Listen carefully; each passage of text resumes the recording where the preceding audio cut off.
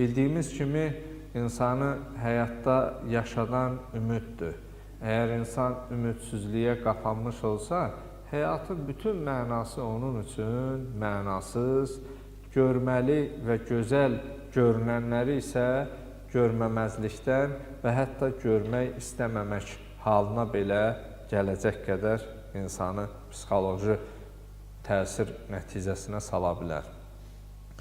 Quran-ı Kərimin mübarək Zümər surəsinin 53-cü ayəsi ilə söhbətimə başlamaq istəyərdim. Allah Teala Peyğəmbərimizə buyurur: "Qul ya ibadiyəllezine əsrafu alə anfusihim." Ey mənim Peyğəmbərim, söylə o insanlara ki, onlar özlərinə zülm etmişlər, əziyyət vermişlər. La təqnətu min rəhmətillah. Allahın rəhmətindən naümid olmasınlar, məyus olmasınlar. Axı, bəzən görsən elələri var, deyil, mən ki, bu qədər günah eləmişəm, görən Allah məni bağışlayar. Bəzən deyir, yox, elə günahlar eləmişəm, məni daha bağışlamaz. Allahdan naümid olmaq, ümidi üzmək, kəsmək ən böyük günahlardan biridir. Açıq-aşkar ayədə Allah Teala buyurur ki, ya Peyğəmbər, özlərinə zülm etmiş bəndələrimə söylə ki, la təqnətu min rəhmətillah. Allahın rəhmətindən məyus olmasınlar, naümid olmasınlar. İnnəllâhe yəğfiruzzunubə cəmi'a, innəhu huvəl-ğafurur rahim. Çünki odur bütün günahları neyniyən, bağışlayan və odur mehriban və bağışlayan varlıq. Bu ayə insana ümid verir, stimul verir. Bəzən görürsən, ümid haqqında çox danışanda söyləyirlər ki, çox ümid verici olanda insanlar günaha meyilli olur. Əgər baxmış olsaq, əslində ümidin olması gözəl bir şeydir. Ümid olsa insan düzələr. Əgər insanda həya hissi olmasa, o məqbul sayılmaz. Məsələn, bəzən günah eləyirsən, günah eləyəndə deyirsən, neynirəm ki, bu nə günahdır ki, başqaları başqa günah edir. Bax ki, nə?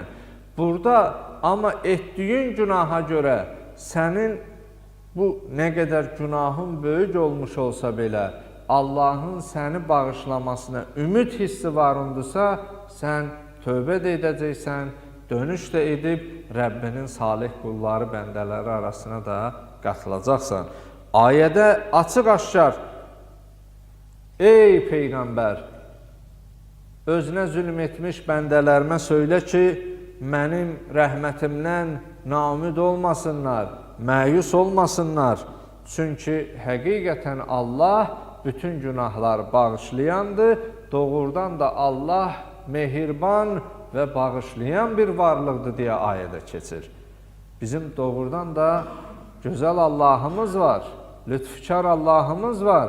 Amma ayədə naümid olmamağa bizi, məyus olmamağa dəvət edir. Və digər bir ayə Quran-ı Kərimdən oxuyum. O bəzən görürsən Allahdan gilaya və şikayət eləyən insanlar var. Günümüzdə bunun biz bariz nümunələrinin, şahidlərinin saysız, hesabsız qadınlı, kişili, cavanlı, qocalı hamı ruzigardan, Allahdan gileylənir, şikayətlənir. Hərə bir şeyin gileyindədir, hərə bir şeyin şikayətindədir. Amma Allah Teala mübarək Yusuf surəsinin 87-ci ayəsində buyurur ki, La teyəsu min ruhillah, innehu la yeyəsu min ruhillah illəl qovmul kafirin. Ey mənim Peyğəmbərim, söylə insanlara ki, la teyəsu min ruhillah.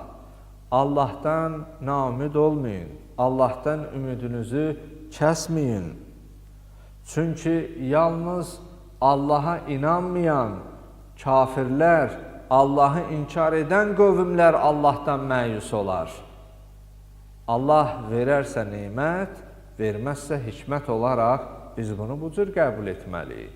Nə çox şeylər biz onun bizə xeyir olduğunu düşərək israrla istəyirik, amma əsl həqiqətdə o bizim ziyanımıza Allah onu bizə vermir. Bəzi bir çox şeylər bizim ziyanımız olduğunu düşündüyümüz halda, amma o bizim xeyrimiz olduğu üçün Allah bizə onu verir.